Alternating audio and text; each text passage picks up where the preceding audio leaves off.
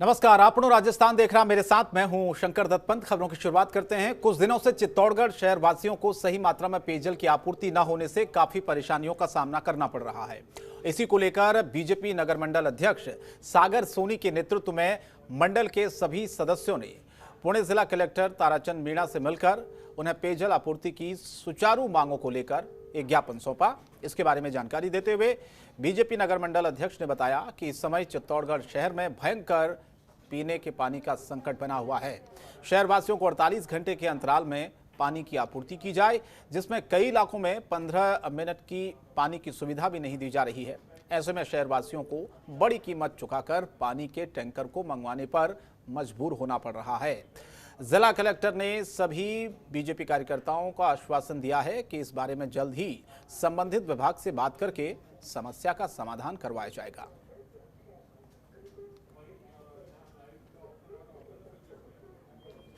तो चित्तौड़गढ़ शहर में बिगड़ती पेयजल व्यवस्था, गर्मी का मौसम ऐसी है और ऊपर से आप देखिए अगर पीने के पानी का संकट होगा तो जाहिर है लोगों को परेशानी होगी। हालांकि जिला कलेक्टर को बताया जा रहा कि ज्ञापन सौंपा है लोगों ने कि पेयजल की समस्या को दूर किया जाए।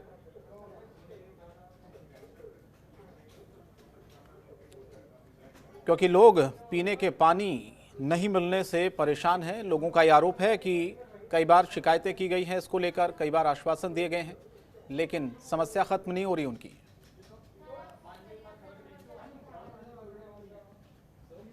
और देश में कोरोना वैक्सीन की किल्लत को देखते हुए दूसरी तरफ देश समेत राजस्थान और बूंदी में कोरोना वैक्सीन की बर्बादी देखने को मिल रही है और इसे वेस्टेज में फेंका जा रहा था। इसी को लेकर रियलिटी चेक किया गया तो वैक्सीन की वायल के अंदर वैक्सीन की कुछ बूंदें देखी गई।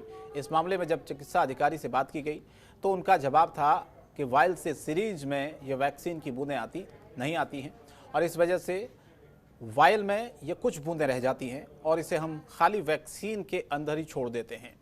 दूसरी ओर अगर देखा जाए तो वायल के अंदर बची हुई वैक्सीन को अगर सुरक्षित तरीके से कंपनी तक पहुंचाया जाए तो ये एकत्रित होकर कई लोगों को लग सकती है। फिलहाल स्वास्थ्य विभाग की ये एक बड़ी लापरवाही भी कही जा सकती है और साथ ही साथ आपको बता दें कि चिकित्सा विभाग और सरकार अगर प्रयास करें तो बची हुई बूंदों को एकत्रित करके 10 वैक्सीन की 2 डोज तैयार की जा सकती है।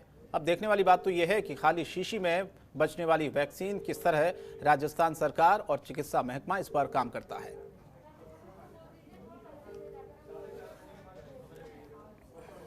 तो बूंदी की तस्वीरें हैं राजस्थान में वैक्सीन की बर्बादी, खाली जिसमें दवा होती है और जब वैक्सीन किसी को लगती है उसके बाद उसमें दवा की कुछ बूंदें उस शीशी में रह जाती हैं और वो बाहर फेंकी गई थी।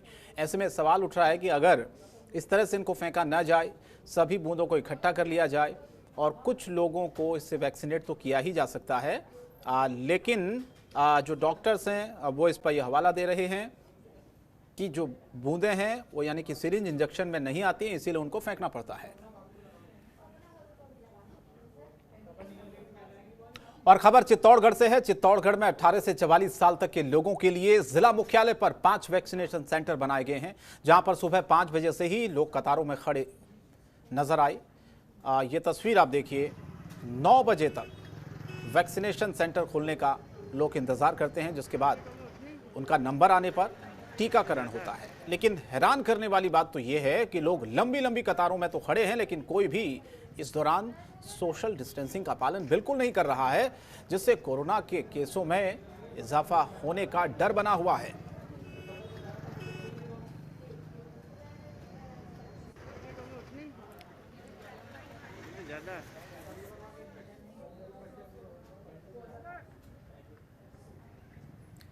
देश और प्रदेश में कोरोना के आंकड़ों में अब धीरे धीरे कमी होने लगी है। वहीं टोंक जिले में भी कोरोना के केसों में अब कमी आने लगी है। प्रशासन लगातार कोरोना की चेन तोड़ने में लगा हुआ है। इसी के साथ राजस्थान में भारत स्काउट की पूरी टीम ने सवाई माधोपुर सर्किल से लेकर कामधेनु सर्किल तक लोगों को जागरूक किया। साथ ही लोगों से अपील की गई कि बेवजह घर से बाहर ना निकलें, साथ ही मास्क लगाएं और सोशल डिस्टेंसिंग का पूरी तरह से पालन करें।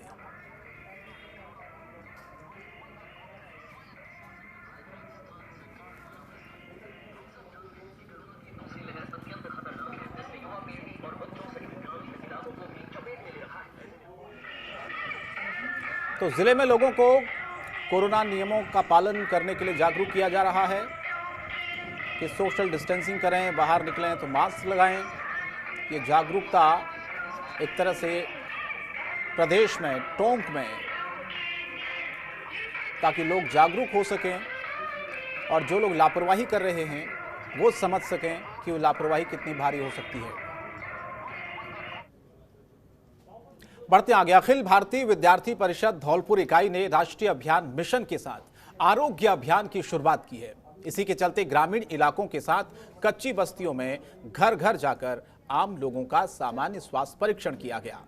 अभियान के संयोजक विशाल राजौरिया ने बताया है कि इस अभियान के तहत सभी कार्यकर्ता लोगों के घर घर जाकर स्वास्थ्य परीक्षण करेंगे। स्वास्थ्य परीक्षण के दौरान थर्मल स्क्रीनिंग और ऑक्सीमीटर के माध्यम से ऑक्सीजन मापकर आमजन में कोविड-19 के सामान्य लक्षणों की जांच होगी। साथ ही लोगों को कोरोना के प्रति जागरूक किया जाएगा। भरतपुर के विभाग संयोजक अभिनव सिंह ने भी बताया है कि अभियान की शुरुआत के साथ ही कार्यकर्ताओं ने बस्तियों में जाकर टेम्परेचर डिटेक्टर और ऑक्सीमीटर से लोगों की जांच, जैसे लोगों में कोरोना वायरस के लिए जागरूक किया गया और लोगों को संदेश दिया गया कि कोरोना के अगर लक्षण हैं तो अपनी जांच आप जरूर कराएं। इसके साथ ही सामान्य लक्षण नजर आने पर भी लोगों को निःशुल्क काढ़ा भी दिया गया। इसके साथ ही कार्यकर्ताओं ने कोरोना से बचाव के लिए मास्क, सैनिटाइजर का प्रयोग करने के साथ साथ सामाजिक दूरी यानी कि सोशल डिस्टेंसिंग बनाए रखने की अपील भी की है। और बेवजह जो बाहर लोग घूम रहे हैं उनको समझाइश दी गई है कि आप बेवजह घरों से बाहर न निकलें।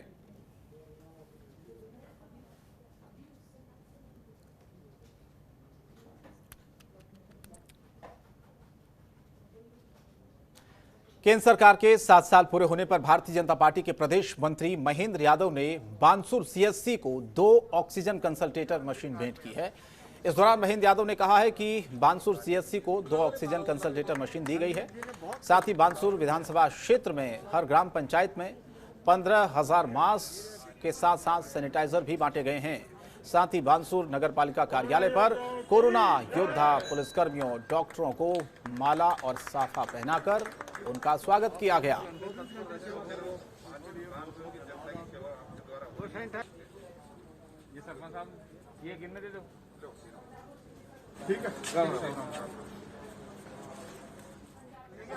अच्छा, जो मैं बचाने ना वो बताओ। और चित्तौड़गढ़ में बीजेपी सरकार के 7 साल पूरे होने के मौके पर चित्तौड़गढ़ के कलेक्ट्रेट से 8 सेवा रथों को हरी झंडी दिखाकर रवाना किया गया है। इसी दौरान पूर्व यूडीएच मंत्री शिचन कृपलानी और सांसद सीपी जोशी समेत कई नेता मौजूद थे। वहीं ये सेवा रथ गांव-गांव में जाकर आयुर्वेद काढ़ा और दवाइयों को बांटेगा। साथ ही ग्रामीणों की जांच की जाएगी। इस मौके पर पूर्व यूडीएफ मंत्री शिचन कृपलानी ने कहा है कि भारतीय जनता पार्टी का मुख्य उद्देश्य लोगों की सेवा करना है और बीजेपी ने 7 साल की सफलता पर आम जनता की सेवा करने का निर्णय लिया है।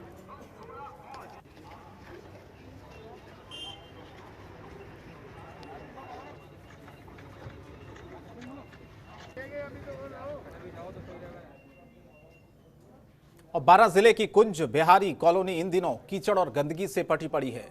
नालियां सही नहीं होने की वजह से आम लोगों को समस्या का सामना करना पड़ता है।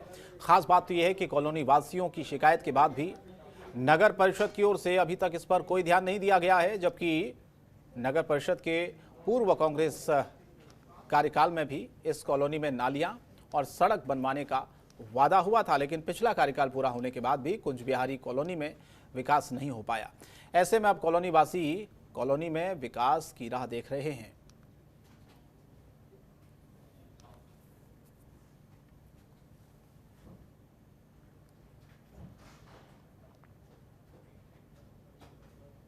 और बीकानेर के मुक्ता प्रसाद कॉलोनी में शराब ठेके को लेकर पिछले 60 दिनों से विरोध हो रहा है। मोहल्ले की रहने वाली महिलाओं के साथ पुरुषों ने भी अब धरना प्रदर्शन करते हुए बताया है कि एक रिहायशी इलाका है जहां एजुकेशन हब है, लेकिन शराब के ठेके खुलने से माहौल खराब होता हुआ नजर आ रहा है। वहीं एरिया में शराब के ठेके खुलने का विरोध करते हुए रिहायशी लोगों ने जिला कलेक्टर, विधायक समेत मुख्यमंत्री तक को ज्ञापन सौंपे हैं, लेकिन आज तक कोई कार्रवाई इस पर नहीं हुई।